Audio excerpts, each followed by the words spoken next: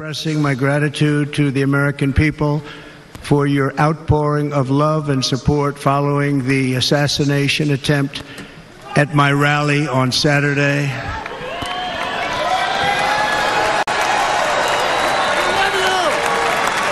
As you already know, the assassin's bullet came within a quarter of an inch of taking my life.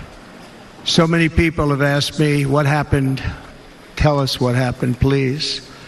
And therefore, I will tell you exactly what happened, and you'll never hear it from me a second time because it's actually too painful to tell.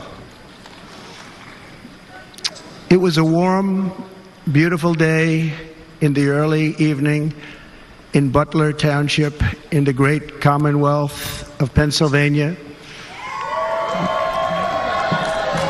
Music was loudly playing, and the campaign was doing really well. I went to the stage, and the crowd was cheering wildly. Everybody was happy. I began speaking very strongly, powerfully, and happily, because I was discussing the great job my administration did on immigration at the southern border. We were very proud of it.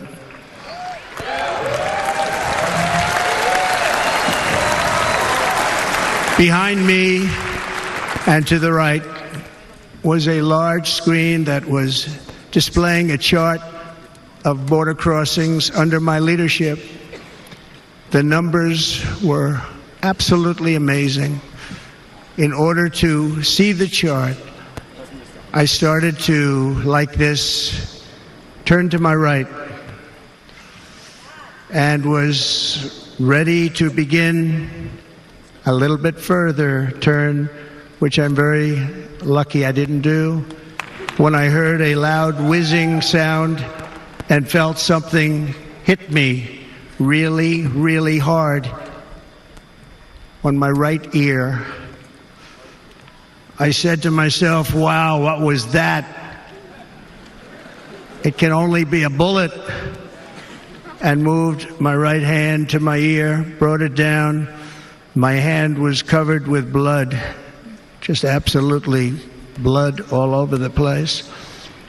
I immediately knew it was very serious, that we were under attack, and in one movement proceeded to drop to the ground. Bullets were continuing to fly as very brave Secret Service agents rushed to the stage, and they really did. They rushed to the stage.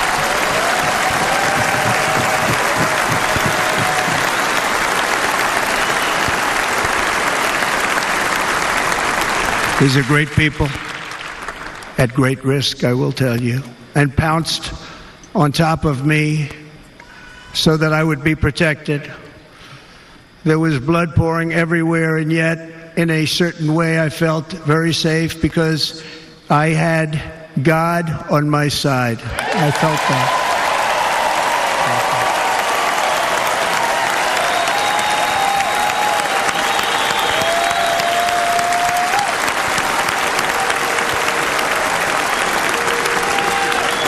The amazing thing is that prior to the shot, if I had not moved my head at that very last instant, the assassin's bullet would have perfectly hit its mark, and I would not be here tonight. We would not be together. The most incredible aspect of what took place on that terrible evening in the fading sun was actually seen later. In almost all cases, as you probably know, and when even a single bullet is fired, just a single bullet, and we had many bullets that were being fired, crowds run for the exits or stampede, but not in this case. It's very unusual.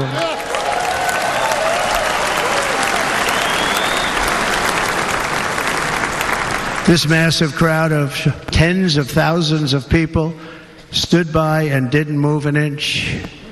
In fact, many of them bravely but automatically stood up looking for where the sniper would be. They knew immediately it was a sniper. and then began pointing at him. You can see that if you look at the group behind me. That was just a small group compared to what was in front. Nobody ran, and by not stampeding, many lives were saved. But that isn't the reason that they didn't move. The reason is that they knew I was in very serious trouble. They saw it. They saw me go down. They saw the blood